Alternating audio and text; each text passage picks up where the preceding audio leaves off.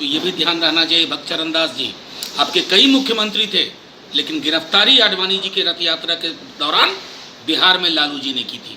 हिम्मत क्यों नहीं थी, जज्बा क्यों नहीं था, तेवर क्यों नहीं था? हम पर टिप्पणी करने से पहले आईना सामने रखिए।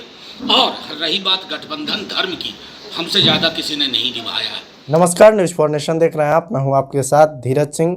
बिहार विधानसभा के 2 सीटों पर होने वाले उपचुनाव के बाद आरजेडी और कांग्रेस के बीच लगातार दुनिया बढ़ती जा रही है। बता दें कि पिछले दिनों जब दोनों ही दलों ने दोनों ही विधानसभा सीटों पर अपने अपने प्रत्याशियों का ऐलान किया था, तभी से ही माना जा रहा था कि महागठबंधन में अब दरार पैदा हो गई। उसके बाद कांग्रेस प्रभारी भक्तचरण दास की ओर से लगातार एक के बाद एक आरजेडी को लेकर और उनके जो गठबंधन धर्म का जो अनुपालन करने का तरीका है उस पर भी सवाल उठाया जा रहा था।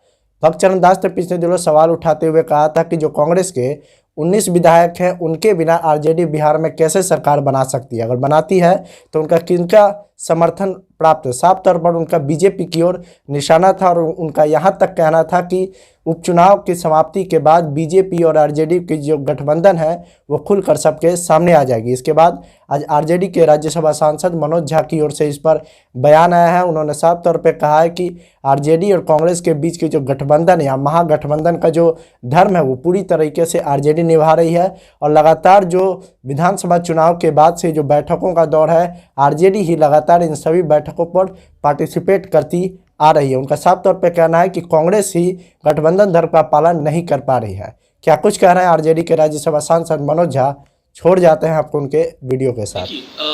भक्तचरण दास जी का जो कल संभवतः इंटरव्यू आप ही के यहाँ गया, वो हास्यास्पद और दुर्भाग्यपूर्ण दोनों है। हास्यास्पद और दुर्भाग्यपूर्ण इसलिए कि उनको ना बिहार के सामाजिक आर्थिक परिस्थिति की समझ है, ना यहाँ के राजनीतिक इतिहास की समझ है, ना लालू जी और राष्ट्रीय जनता दल की कुर्बानियों की समझ है। ऐसे कोई टिप्पणी फूहर ढंग से कर दे जिसको इस बात का अंदाज़ा ना हो कि हमने कितनी लड़ाइयाँ लड़ी हैं और किस प्रकार की प्रताड़नाएँ झेली हैं, तब उस पर आप ये टिप्पणी अपने लोगों से पूछिए। प्रभारी होने से पहले आपको संभवतः किसी ने ब्रीफ भी नहीं किया कि क्यों परेशान थे तेजस्वी जी की एक एक मीटिंग के लिए, क्या क्या परिस्थितियाँ थी कि वो परेशानी बेबसी में कहते थे एक मीटिंग रख दो, एक मीटिंग रख दो। आपको इस प्रकार के जन उभार की समझ होनी चाहिए, अन्यथा प्रभार लेने का मतलब ये नहीं है कि आप उस पार्टी की लुटिया डुबो दें। हाँ, एक बात ज़रूर कहूँगा कि अगर बातचीत हो तो ये भी ध्यान रहना चाहिए भक्तचरण दास जी, आपके कई मुख्यमंत्री थे, लेकिन गिरफ्तारी आडवाणी जी के रथ यात्रा के दौरान बिहार में लालू जी ने की थी। हिम्मत क्यों नहीं थी, जज्बा क्यों नहीं था, तेवर क्यों नहीं था? हम पर टिप्पणी करने से पहले आईना सामने रखिए। और रही बात गठबंधन धर्म की, हमसे ज़्यादा किसी ने नहीं निभाया है।